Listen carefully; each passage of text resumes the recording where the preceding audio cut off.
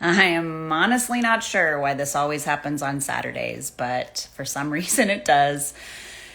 And so I wanted to go live with this because the timing is divine, I feel like, and I'm kind of not surprised. This week is for my coaching container. We talked about self-responsibility. And I've already shared some stuff from this book, but I'm reading Lisa TerKeurst's book called Forgiving What You Can't Forget. And she said something this morning in the chapter that I'm reading that I was like, what? This is exactly what we talk about in my coaching container in Reborn. So I wanted to read it. It's not that much, but she says, once pain has been inflicted, it's impossible to remain unaffected. As I said before, the more our pain consumes us, the more it will control us. That person or people who hurt you, who hurt me, they've caused enough pain. There's been enough damage done. So what do I do with my pain? Acknowledge it. I circled acknowledge because we just talked about that. I talked about acknowledging the feelings that come from that. And what do I need to do with the feelings resulting from the pain? Own them as mine to control. Or in our container, take responsibility for them. Yes, the hurt was caused by someone else, but the resulting feelings are mine to manage. And I can't manage feelings I don't own. What? Actually, I should do this. Mind-blowing. In order to be able to move beyond the feelings of the pain, we have to acknowledge them. We have to be able to give voice to them, name them. What are the feelings? What are we experiencing?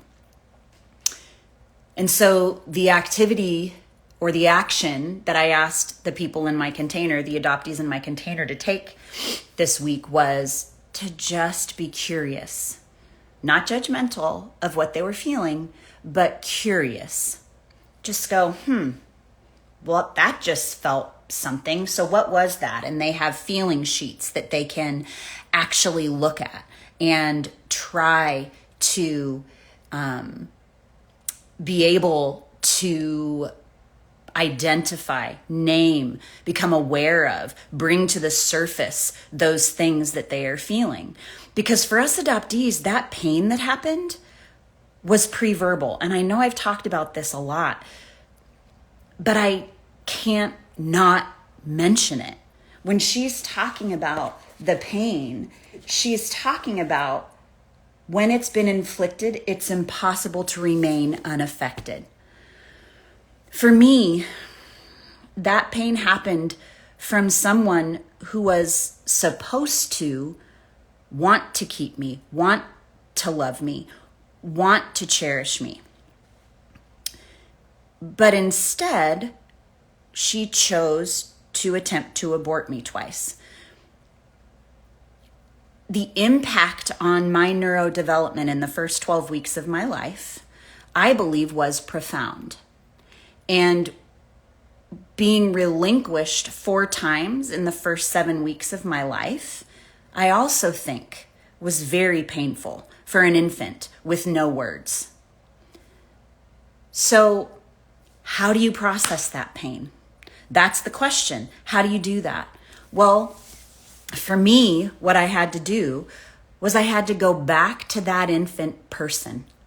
I had to go back to her. I had to feel the emotions that she was feeling and allow them and acknowledge them. And thankfully, I did that in a safe container where I felt heard and understood and was able to literally cry from a guttural place. I don't even know how to describe it. I've never cried like that before in my life. I screamed into a pillow. I allowed those feelings to surface and come and acknowledge them and feel them and own them as my feelings, my responsibility. Only I can change how they've impacted me. I can't go back to my birth mother and ask her to acknowledge that and ask her to identify all of that. She didn't experience it. I did. So I have to allow myself to experience those feelings, own those feelings. That's the beginning of me being able to even transform them, which is next week in my container, self-transformation.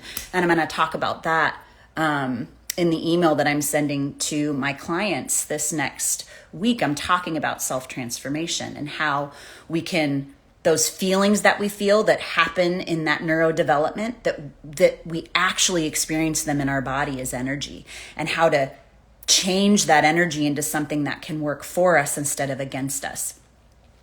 There are 2 resources that my amazing virtual assistant Audrey has put together. One is the perspective shift exercise that helps us to own all of this.